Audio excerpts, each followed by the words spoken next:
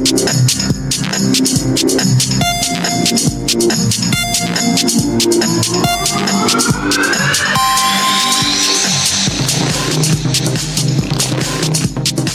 to the One More Rep podcast, where we take it beyond the barbell. I'm your host, Mo Dingo, and with me is my boy, and he has got some nowhere in particular, hot off the presses. Number, what is it? Number 24? Yeah. Man, he so want to go straight to the beer, but he still want to introduce me. Mo, you need to, what's up, man? First you delete our episode. Now you don't even know how to, do you introduce me or the beer? Like, I know the beer is definitely hotter than I am right now because it just came out. Yes, it's like fire. Yeah, so full disclosure here, I had a catastrophic incident where I lost our original version of the mobility episode. You got one job, guys. I got one job, and I hosed that up. But by the time you listen to this, it will be less than 24 hours fresh. So I hope you enjoy this one. That's going to be a lot of work for Mo, boys and girls. Yeah, we're going to try to keep this one clean. It's going to be a late night. But again, what you drinking, Mo? I am drinking nowhere in particular batch number 19, which is a double rice IPA Indian Pale Ale, and it's actually quite delicious. I do remember this one. And you're going to like that because you're Japanese. Yeah, exactly. I like the rice, man. Yeah. That's what we do. Whether it's our vehicles or our beer. Wow. And that's a huge thanks to Anna and Carrie Combs. Yeah. We had a couple of listeners drop by on Friday after we recorded an interview that'll be released in a few weeks. And they came in, they worked out. Well, they went to the Air Force Museum, which is probably about 15 minutes away from CrossFit Access here in Dayton, Ohio. And they came by after the fact, and first the girls worked out, and then the husbands worked out. So taking turns watching the kids, and we chatted with them a bit, and they were nice enough to bring us some delicious cold frosty beverages. So yeah, Anna looked really hard to get that. Nowhere in particular, she said, and you're right. That's a tough one to find, and it's definitely not cheap. Yeah. And but no, and then Carrie brought a Rando 6-pack. Yeah. Had some good beers out of that. I actually took it to the event because I didn't tell Mo they brought beer. And I didn't find out they brought beer until I got home and checked my Instagram. I mean, it's kind of a dick move, but I didn't do it on purpose. But we competed the next day, so I took it up to Genetti's gym for Validus Games, and I took about 15 beers and brought those up so Mo could have some of them. Yeah, but Mo can't drink too much because I could, especially Saturday because I was announcing. So you can't have a drunk announcer. That's not sexy at all. No. But yeah, we did have some a beverage after the fact. Bro and the team from XS competed. I was out there announcing at Validus Game 6 at Cross Endeavor Defense and Fitness from the owner of our good buddy down there, Aaron Genetti, who, if you haven't listened to, he's in episode 4 and 5. Mm-hmm. Where we just have a brief interview with him, and then in 9 and 10 where he talks about his book, right? And which they're about to do something special with that. And actually, Aaron was cool enough to ask me to help him get that into audiobook. So that'll be a project I'll be working on in the background while we're getting all this stuff done for the One More Rep podcast. So we did come up with a challenge for all of you guys as we're on our way to 10K. We want you guys to help us get there. Yeah, countdown to 10K, man. We're going to make that shit viral. Like, come on, we got to get the hashtag going. Yeah. And I think when we started this, I didn't even know, we always talk about this. We really didn't even know how many people would actually download it. And you know what? We have, I haven't looked today, but say it's 7,500, 7,600 downloads. Mm-hmm. I don't even know if that's still good. Like, who knows? Either do I. I know what we're roughly getting per week, and that number keeps going up. Mm-hmm. I guess as long as that number keeps going up, it's like, I don't know, it's like a max out. It's like UPR, you want that to be higher the next time you do it. So, except we get tested every week, which is unlike you guys. Right. So if you could use the hashtag OMRFam, that's what we're going to. That's what we're going to use to try and keep track of all the additional traction you guys are helping us with. And actually, while you're listening to this particular episode, we'd like to ask you to leave some comments as you're listening, because a lot of the stuff that we're going to talk about today in this episode, you'll probably forget the questions that you're going to have as you're listening, because there's a lot of goodness in this week's episode. Right. And then I'll tag up a PT that we have in-house, and we talked, we might have him on for an episode, which would be pretty cool to tap into his brain. He just came on with us, and it's something I've been wanting to do for a very long time and bring that to success. But to find, first off, to get a PT, they're not just like hanging out on the corner. No. Right. And then to get one that kind of lines up with how you want to attack certain things and their opinion. You already know where I stand with doctors telling you can't, telling you not to do stuff. And he actually told me, he said, if I ever say that, just shoot me. Yeah. So I'm like, all right, are we best friends? Did we just become best friends? I think so. There's so much room for activities. You want to do karate in the basement? But anyways, have him on. I think it'd be cool to, hear his side of it as a PT, as a provider, and he's as also an athlete, a power lifter, and he's strong. So this week's episode 30, is going to be about mobility. So just right off the rip, what is it? What is mobility?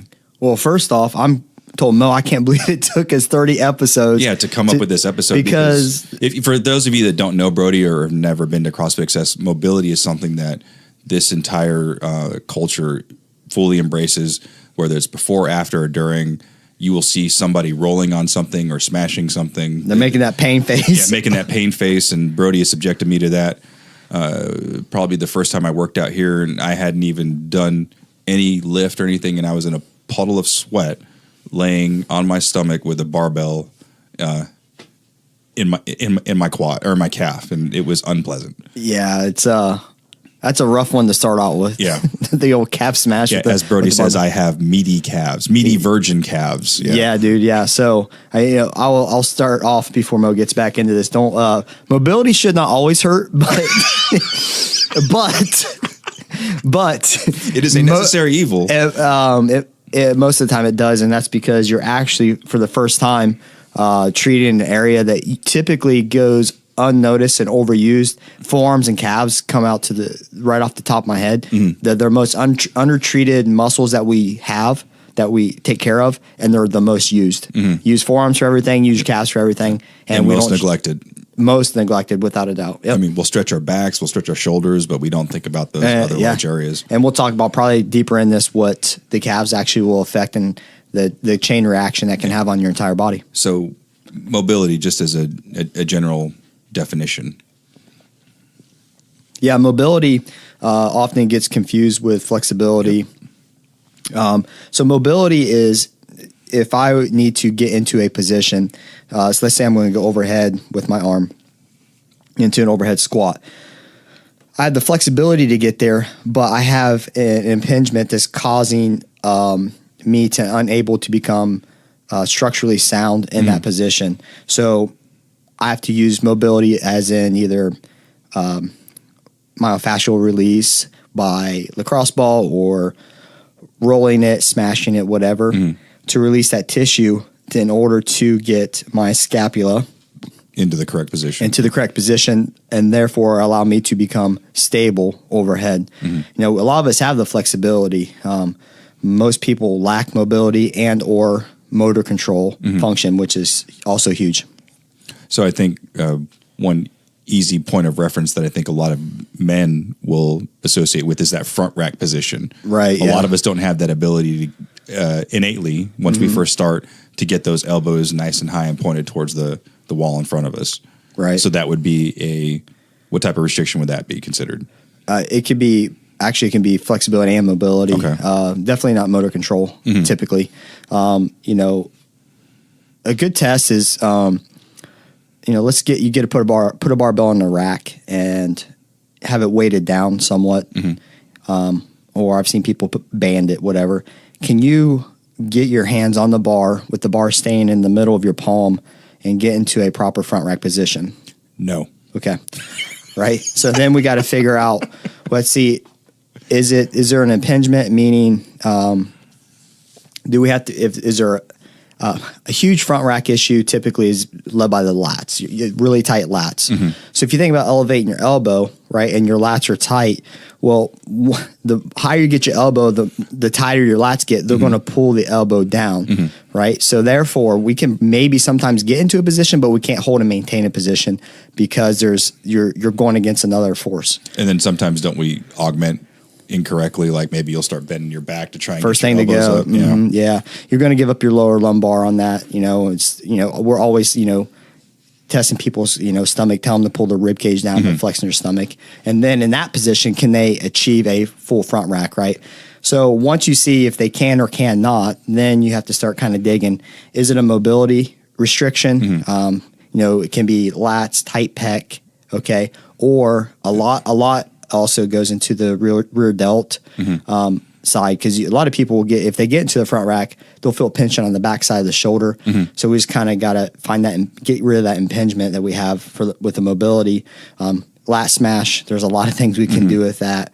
I'm a huge and firm believer in smashing then stretching, so you can get the best of both worlds, because if you think about this, tissue gets really bound up, and it's because it's constantly used and it's never taken care of. Think about if you're a runner, you go out and you're getting ready to run and you do like a couple knee raises and then, do the old quad stretch, grabbing the ankle, and you hit that for like 10 seconds each. And then you go run 5 miles or 10 miles for time. Yeah. Yeah.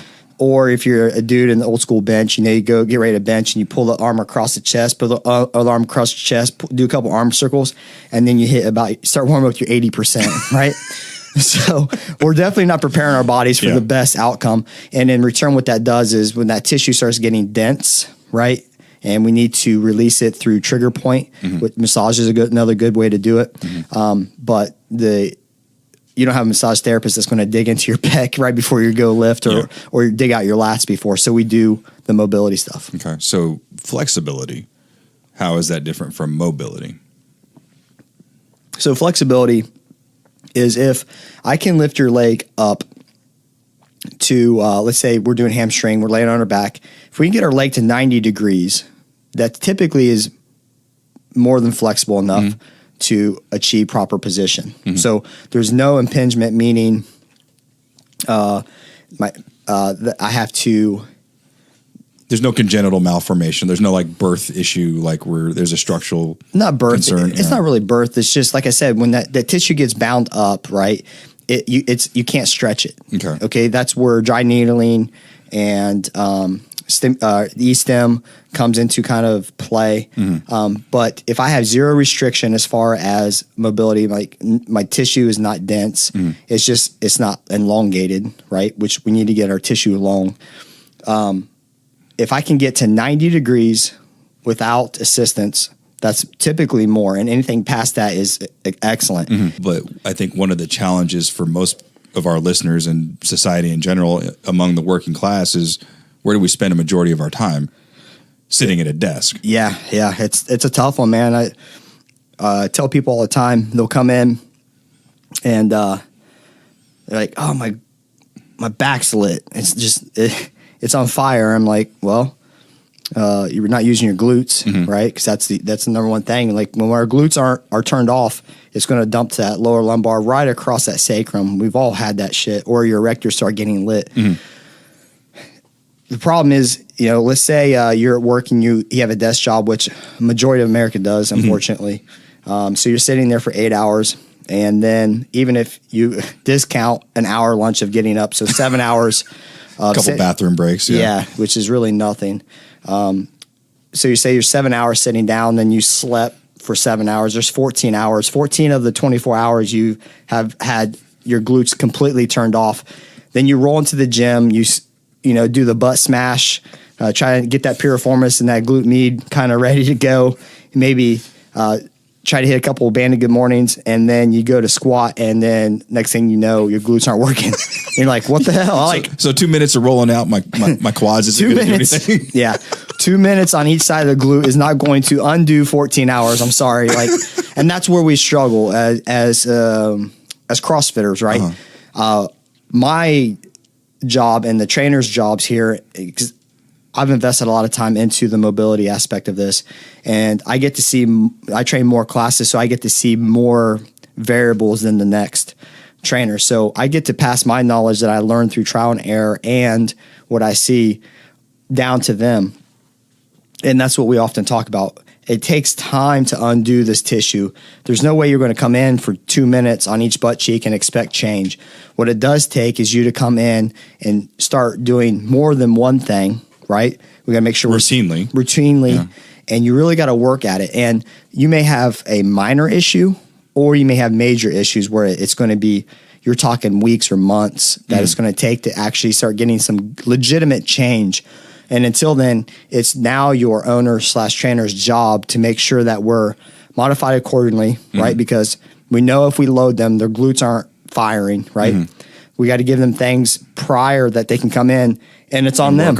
Yeah, they got to come in and do the work. Yeah, you got to make sure if we give you some glute activation stuff, but we're pretty good about making sure that's in our actual warm up portion. There's a lot of glute activation because we know at 5:30 a.m. that they're rolling out of bed at about 4:45, and they're driving here and getting here at 5:15, and then they have about 10 minutes or 8 to 10 minutes to do their own mobility and then get in the class.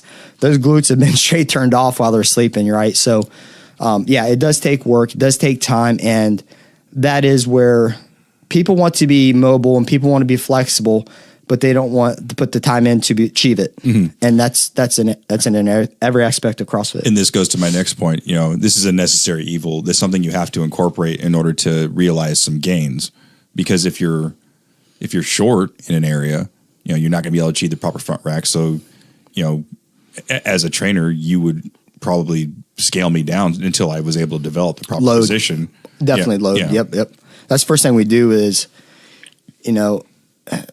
oftentimes I've seen, and unfortunately I've also heard, let's say we have a front squat day and we have a guy and his front rack is non-existent. We're talking about his elbows are vertical, facing up and down. The bar is about 3 inches off his shoulders, right? It's not even touching his collarbones. So it's like in a push press position almost. And that's all he's got. Yeah, that's his front rack. So what do? In theory, we're not trying to improve their front rack. We're trying to get the strength developed in their legs for the front squat.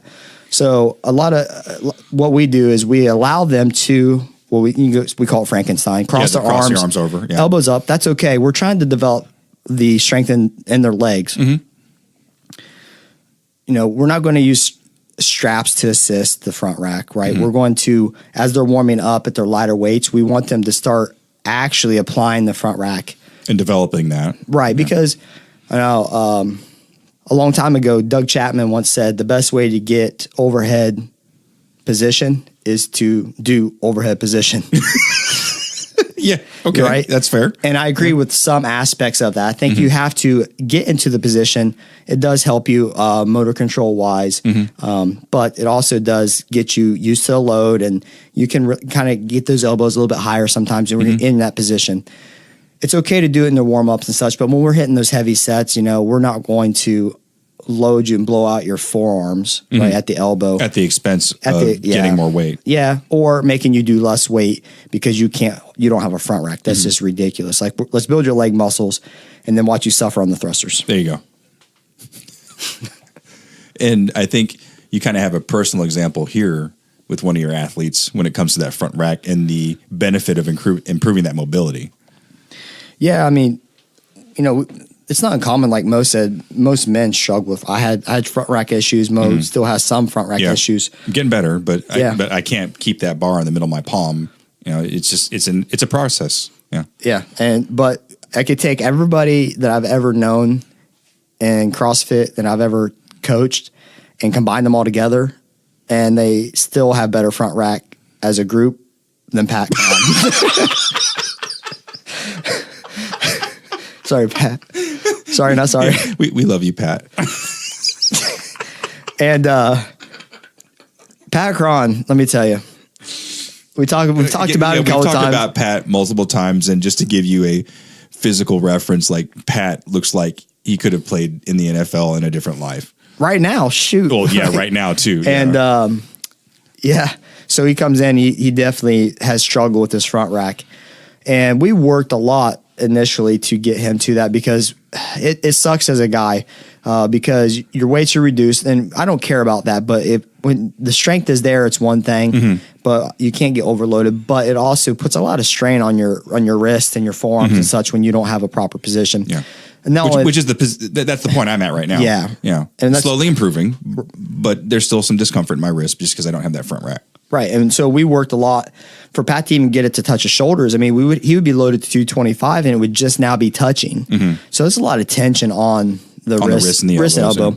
So worked a lot, did some stuff, and he achieved the front rack finally, legitimate for where he was at. Yeah. And he had a 55 or 65 pound PR in his front squat. Yeah. Okay. So you heard that right. 50-pound PR just from developing some mobility. And he wasn't, at this point, he wasn't a new athlete. He'd been doing it for over a year. And that's just, people who say, a year, you should have a front rack. I'm telling you, dude, like you're trying to undo a lot of stuff, and it's just very difficult.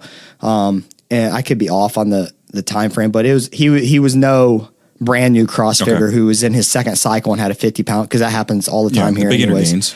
Yeah. So, but yeah, he had a huge PR because of that. And to recently, why I wanted a PT here is I do know a lot, and I have studied my ass off as much as I could, and I've short of going back to school, and even I have an anatomy book at home that I kind of dig into, and there's still stuff that just kind of, I really don't know and I don't understand. I think I have the idea and I think I have the direction, but I'm still no doctor, right? Yep. And to have a PT here to bounce my thoughts, and because I honestly, believe it or not, and it actually surprised Eric here that I know everything I need that there is to know about every one of my athletes. It's just it's what I need to know, and it's what I do.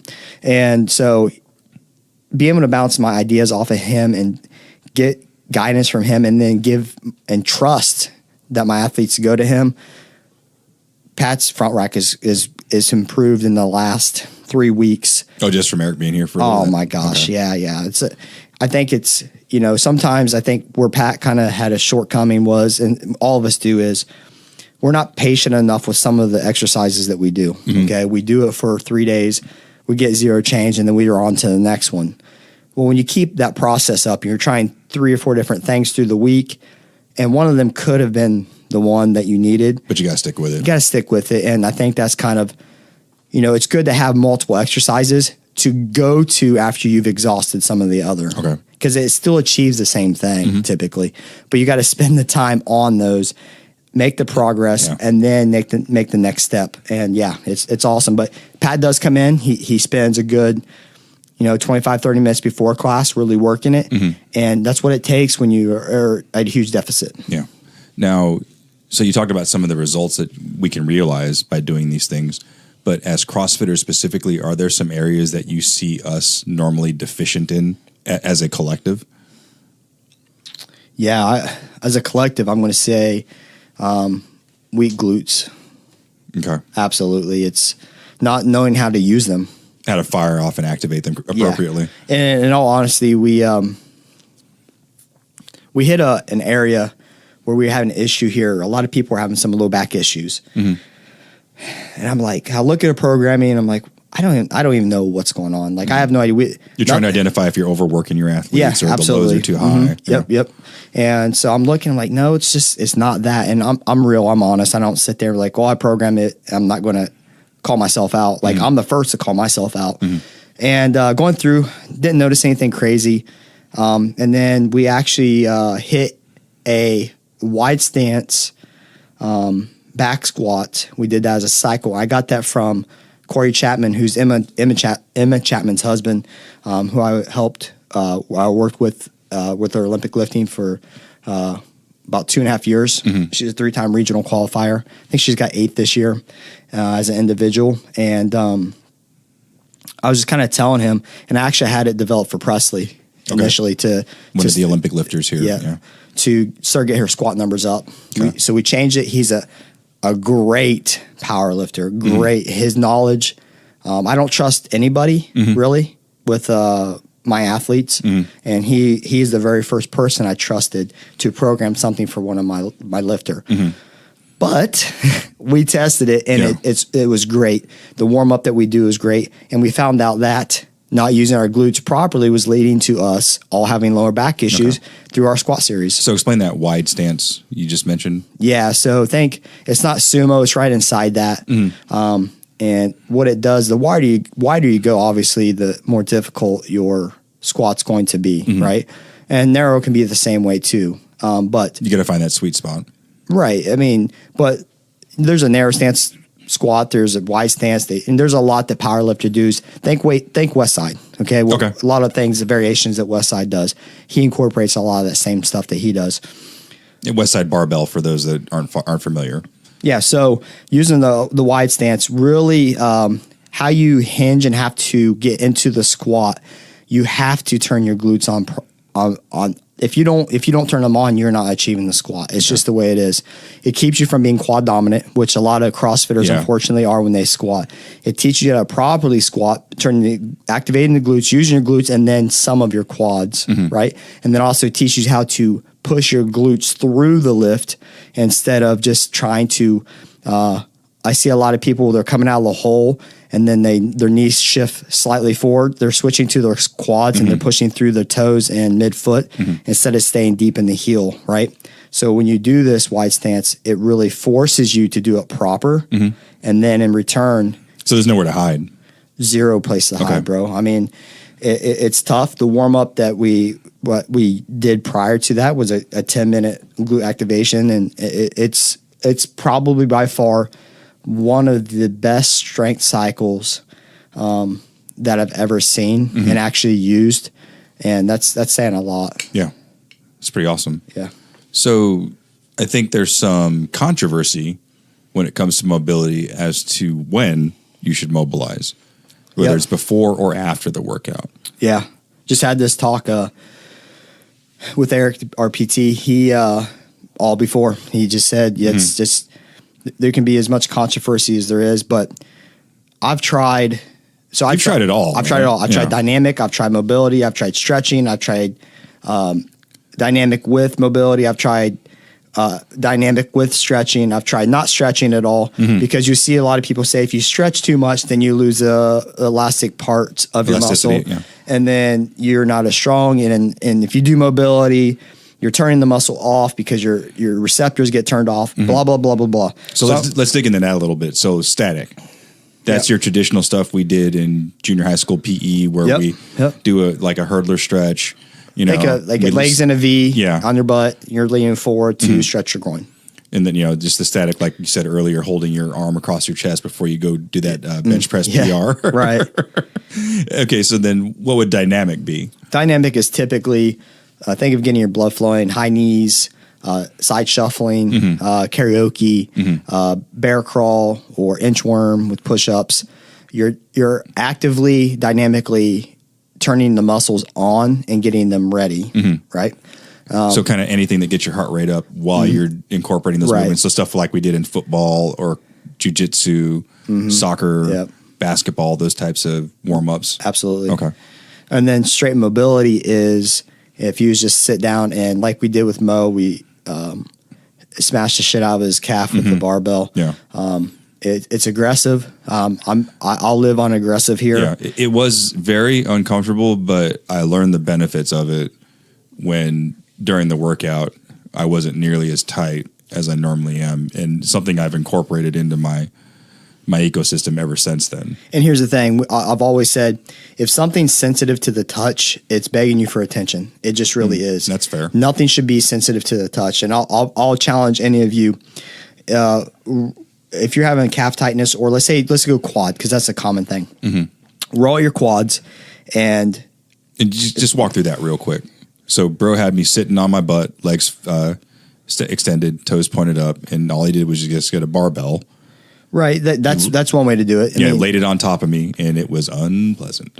Right. We'll usually do one leg at a time, barbell in between leg. But let's just go to a roller. Everybody uses a roller. Okay. Let's say you start with the foam roller. We use rumble rollers here unless our legs are blown apart, and then we'll go to foam. Okay. But rumble roller is just with the little nubbies on them. Yeah. Nubs of death. And so they dig deep into that tissue. It's like basically a free massage in essence, but you are paying a membership, so I guess it's not free. So it's kind of like, I don't know. Whatever. But I think if you start smashing and you start rolling out your legs, and it's very uncomfortable for you and it's hard for you to relax. If you do that every day and you spend 2 to 2.5 minutes on each leg every day, I promise you, after 7 days of doing it, you come in that next Monday, or even 5 days of doing it, that next Monday, you'll notice there's a huge difference in the sensitivity of your muscles because they're no longer bound up so tight that it's pulling on your pelvis. Pelvis tilt will be caused by tight quads, tight hamstrings. Psoas will pull that chest forward. It's part of your hip flexors, and it's all that stuff's tied together. It's kind of a chain reaction. 100%. Yeah. But I promise you, if it's super sensitive on the first 2 days that you do it, okay, I promise you by that next week, if you do it, you'll notice a huge difference in sensitivity. And that's what we're looking for. You should be able to get into this position, take care of the tissue without, feel like you're getting stabbed. If you feel like you're getting stabbed, sometimes I meet issues with aggression as long as it is safe. Okay. Right. So, but we do a lot of barbell stuff in here. We'll do weighted barbell. We do 70-pound kettlebells on the quads. That feels really good. Yeah. Right. And I've adopted that as well. Right. There's a lot of stuff that to break up and start getting into that tissue short of having people getting dry needled prior to working out, which would be awesome. Yeah. But we don't always have the time or impossible. the money to get that taken care of. This is just a better way to try to start breaking up that tissue so we can actually become flexible in the position, especially in the bottom position. We talk a lot about the squat. It's to get into proper position, and that's what this is all about. If we get in proper position, we can move higher loads. If we move higher loads, we're happy, right? We're also not putting unneeded strain on our joints, ligaments, and muscles. Potentially leading to injury. And that's what happens because your body will achieve a position no matter what, okay? If you've never overhead squatted before, and I give you a PVC pipe, and I tell you to hold it above your head and squat, no matter how goofy ass your freaking squat is, you will squat down. You will do it. Your body will achieve that lift. Yeah. It will give up every single element, okay, known to man to get your ass below 90. So you could be like Pee Wee Herman on your tiptoes, knees almost touching the ground, okay? Your chest is folding back like The Exorcist. Doing the stanky leg. Yeah. Yes, and the PVC pipes in front of your head like Superman, you're going to squat. Yeah. So this is the problem. When we want to squat and we want to achieve a position, if we're not set up properly, mobility, flexibility, and like motor control wise, motor control is typically not the biggest issue, but mobility, flexibility, if we're not able to achieve that position, we're going to get into that position, but at the sacrifice. In an unsafe manner. Yeah. We're going to be, we're not, if our glutes aren't working, that's why you're going to get your lower back pain. Yep. And your back gets fired up. Yep. When that lower back across the sacrum starts getting lit, it goes right up your damn erectors, dude, because that's the next thing to go. So all of you nodding and reaching out like behind your hips. Yeah. That's exactly what Brody's talking about. A dull ache that makes you want to jump off a cliff. Yeah. Because it doesn't go away. Right. I still think lower back pain's the worst thing you can have as far as when you're working out. It's the hardest thing to fight through. My shoulder hurts or whatever, I can still get through it. Lower back is just... You can't escape from that. You can't, man. It's one of the worst things. So that's why I think mobility, flexibility is so important. If you are having a problem getting to position, don't keep increasing your load, because if you do, then you're going to become injured and you're not going to know it. And it doesn't take a lot of weight to injure your tissue. Not at all. Not when it's maxed out. Well, like you said, like your worst injury was a 75-pound hang power clean. Absolutely, yeah. Yep, it's so stupid. And when your body's so taxed out and your muscles are at the very verge of tearing, then something's going to give and tissue's going to give before bone. Yeah, absolutely. So you talked a little bit about rolling.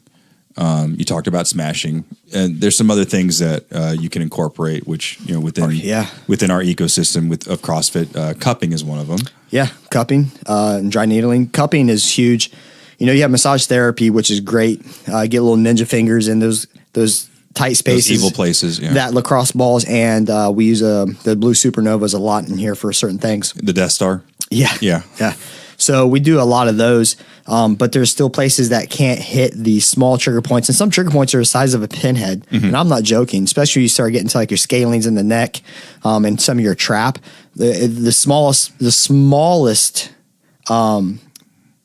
areas to get released is just no joke. I mean, it's very challenging. So massage is great, but cupping is very huge. PTs and massage therapists are really digging into this. So cupping, if you rewind back to the Olympics when Michael Phelps had like Right. these circular Yeah. bruises on his Gosh. back and everybody was freaking out. The Oh announcer my like, God, what are those? I'm like, how dumb are you? Like it looks like he's been attacked by Godzilla or something. and I say that it's dumb because you're covering a Olympic sport. Yeah, you and think the announcers would be a little bit more educated right, about like the things that are going it's on. Cupping, yeah, and you can tell how his bruises were. It was old. Like, Yeah. if you've never been cupped, man, it can leave the biggest purple hickeys Yeah. on your entire body.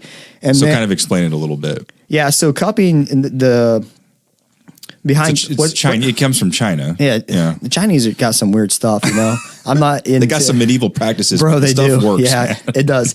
So cupping, in essence, what it does is it pulls all the blood to the top of the skin. Okay. Okay. So when it pulls Improves the circulation. well, yes, it allows you to get rid of the toxins in the Okay. muscle. So it pulls that to the skin so it can start inserts lots of oxygen and start hitting it and start Okay. getting it out of your system. Okay. Another side effect of that is it does start to release some of the tissue. Okay. But more importantly, it does pull that blood to the top. That's why you get this big hickey. The hickeys on your back. Right. Yeah. Right. Pulls the blood, allows your body to start getting rid of that. It's very important. And they'll tell you, you must pound water Yeah. after that. It's just like getting adjusted. The chiropractor, it releases toxins. Getting massage, it releases toxins. Cupping, definitely. On top of cupping, in my opinion, what's even better is rolling cup. So, you know, they won't put as many pumps into the cup, and they'll coat, say, your back. Back is typically the biggest cupped area. And then they'll slide that cup around while it's suctioned, and it will suck the soul out of your body. I'm telling you, Mo, there's times where you just like, that's it. I'm done. I'm yeah. done. Just stop. Yeah. Like, it's too much. That's what you keep saying. Like, it literally feels like it's sucking the soul out of your body. Yeah. But I promise you is, it looks like you just got in a motorcycle accident when you're done. Yeah. And has some like severe road rash on your back. But the darker that skin, the darker that is, that shows you how much toxins are in. And I've actually had I've taken 2 photos. I've got cupping, say on Monday. The following week, I got it on the same day. Oh, and the colors. Of the rolling cup. Colors are different. It's nice. It's crazy. Wow. And you get the same work done. The same work done. So some people say, is it therapeutic or is it just mental or is it placebo? I'm going to tell you that I got the same thing done and there's less color. It's not dark. It's like a lightish, like a rash almost, with some blood. Versus like a purple. It is purple. Yeah. Yeah. I've had mine where they're purple. So yes, it does work. The rolling cup, in my opinion, is one of the best. And there's plastic and also the glass cup. The glass cup is where they actually use the flames, which probably a lot of you are more familiar with.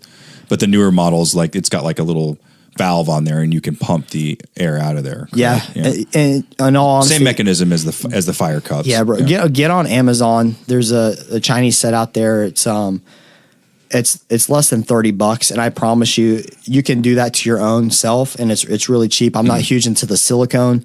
I don't get as good suction out of those. The seal isn't as good. Yeah. Right, it's harder, and then the plastic ones they have for the price, you really can't beat it. And then on top of that, you can take to the next level, which I'll never do. They have wet cupping, where they will leave the Chinese weird stuff.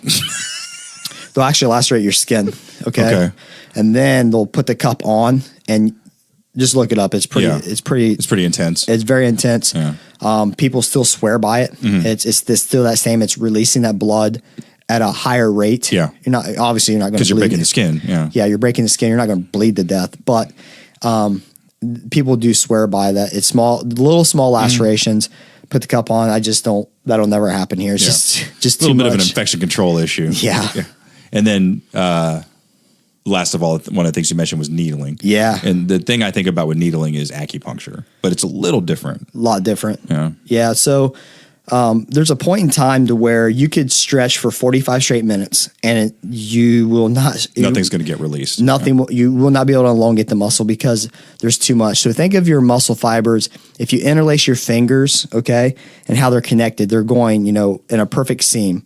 Now, if you take the interlaced fingers and then you twist them, okay, that's all nice and locked up. Yeah, that's what your tissue does. So what needling will do is when they insert the needle into the tissue, it starts breaking up those fibers. Just knots. Yeah, okay. In essence, knots. Yeah, and what it does, it creates a nervous system and it forces your body to relax that area because it tells it it's safe. So when we get so it's like a protective mechanism where your muscles are locked up. This is exactly what it is. Okay. So when you get roping, that means if you ever roll over your quad and it feels like there's a lump, yeah. That's roping. Okay. And what it's doing is it's at the connective points. So let's say top of the knee, and then the front of the hip. Common areas. That's where it's connecting. Let's say we got the femoris muscle is top of the knee to the front of the hip. Okay. So what your body will do to relieve tension so it doesn't detach, it will release it from the connective sides into the middle to try and protect itself from actually doing that. So getting a needle in there, it tells you your system's okay, and then actually will produce a release on its own, and you'll actually feel like it's telling your body there's no more stranger danger. Yeah, it's like when you hit, if you've never done needling, strongly suggest it, but it's almost like you get a cramp and a muscle spasm in that area, and you'll get some twitches. They're not pleasant, but they're just that's what your body's doing. It's releasing that area, and then on top of that, they'll leave the needles in, and they can hook up little jumper cables to them. Or electrodes. Yeah, they're jumper cables. It's exactly what the hell they are. They're just a miniature version of the jumper cable. Nothing you can jumpstart your 350 with, but that jumpstarts some quads though, bro.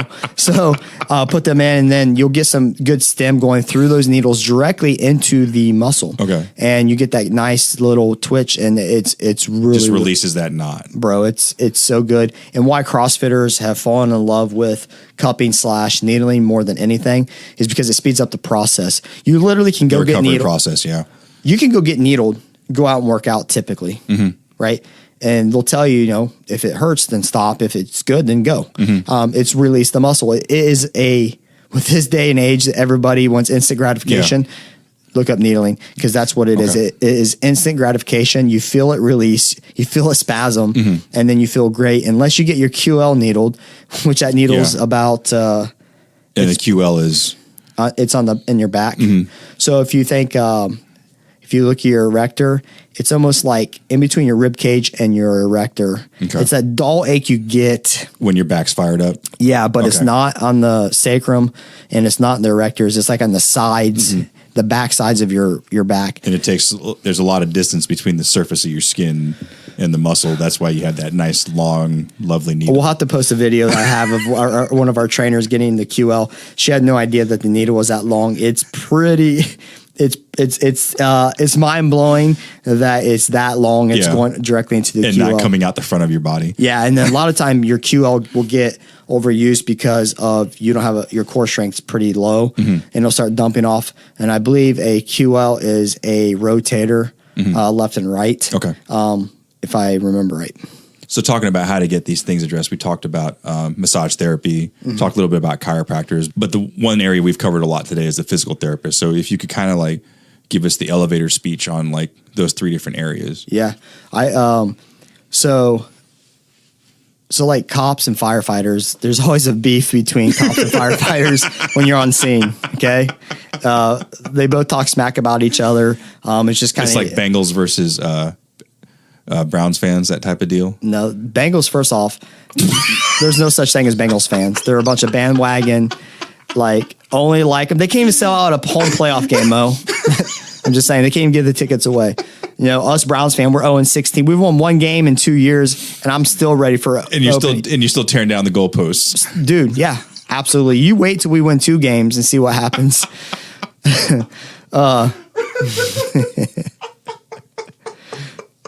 Freaking Bengals fans. There's no such thing. Hey, if you're one of our listeners, don't unsubscribe because I said that. Just take it as it is, man. We say real stuff, and that's real stuff. You're not a fan. It's okay. Hey, it's all Ohio love. That's all it is. Yeah, something like that. No, so same thing kind of goes with PT chiropractic. There's this. Some still have it, this feud between each other. They both dog each other whenever they can get. In my opinion, both help each other. Okay, chiropractic is needed sometimes, and then PT is also needed as well. So physical therapists, what that will do will help you do motor control, stability work. Okay, will also rehab. Let's say you injure your hip, and let's say they truly believe you have a small tear in your labrum. Let's go with Jenna. Okay, she has a small tear in her labrum because she was quad dominant in her lifts. So instead of getting surgery, what you can do with a lot of labrum tears, unless it's a major tear. Yeah, depending on the grade, because that's what happened to me. Yeah. Right, depending on the grade of the tear, you can a lot of times rehab and make the area around it structurally more sound, and then it will stop dumping to that. Now, you'll get some clicking and popping where that flap where the labrum is torn, it'll catch sometimes, but it still beats going under the knife and still be able to achieve and still max out and PR and such like that. So the recovery isn't nearly as bad from physical therapy because you're not getting cut open. Absolutely. Non-invasive. It's just, it's totally different. So PT will give you that, and then they'll also do things to prevent things. And that's a lot of stuff that we're actually we've started incorporating is the stability stuff. And I think one thing that people don't necessarily take into consideration is that you don't have to go to a PT after you're injured. No, you can utilize PT, or even massage therapists, chiropractors as a preventative tool to help possibly minimize the potential of getting injured. Yep, I'll give you a great example. So Jenna's our strongest female athlete all around, and so I was having some issues with my rotator muscles. And the problem with CrossFit is we use big muscle groups to move loads. When we go overhead, the stability portion, a lot of times our rotator muscles, which are very weak in essence, they're not made to move loads. They're made to stabilize the joint in that area. If those are weak and never really treated, the instability will end up causing an issue, and that's where you get your labrum tear or whatever it is. The very bursitis in between the muscles and such like that. Stability wise, so I was getting some stuff done. Eric was showing me some things for stability. Took an upside down kettlebell, and I did 26 pound upside down, and it was like overhead walking while maintaining the kettlebell head must be straight. It can't internally or externally rotate. Overhead position, 30 seconds each arm for 3 rounds each, and then 8 upside down kettlebell presses, single arm, up and down. Right arm, 26, no problem. Left arm, it was like I was having seizures, dude. So then got exposed. Definitely, and this is the issue, right? I can power snatch over 200 pounds, but it doesn't mean that my shoulders are in the best stable position. Right? When you trying to stress out those fine auxiliary muscles, you weren't even able to push that 26-pound weight, which is nothing for you. I can push it, but to hold it appropriately. It shakes. It literally will shake. So it was funny. So I had tested it, and I was introducing it to some of the people on Sunday when we were in here. 2 weeks ago, we were just competed, so we were just kind of having a little deload day, no big deal. Got some work in, and introduced this upside down kettlebell stability. And we have this kettlebell, I'll call it the peanut, and it's like, I think it's 13 pounds. And the girls were struggling to keep that up. Jenna was struggling with her left arm. She could not keep it. She had to protrude it out front to even press it overhead in a stable platform, and it was still unstable. So you take your strongest athlete who she touch and goes, I don't know, and copious amounts of weight on snatch and clean. And she's unable to take a 13-pound kettlebell and without it shaking dramatically and press it out 8 and stabilize times. it, And do that for 3 rounds. And see the comparison of left and right is crazy. And I think that's what's great. That's what PTs can also offer you. And right, you don't have to go to him if you're injured or whatever. That's why I like having him on site. He's going to do a 1 month free mobility or type of clinic. He already ran one on whatever we want, or he'll choose if we're having a common issue.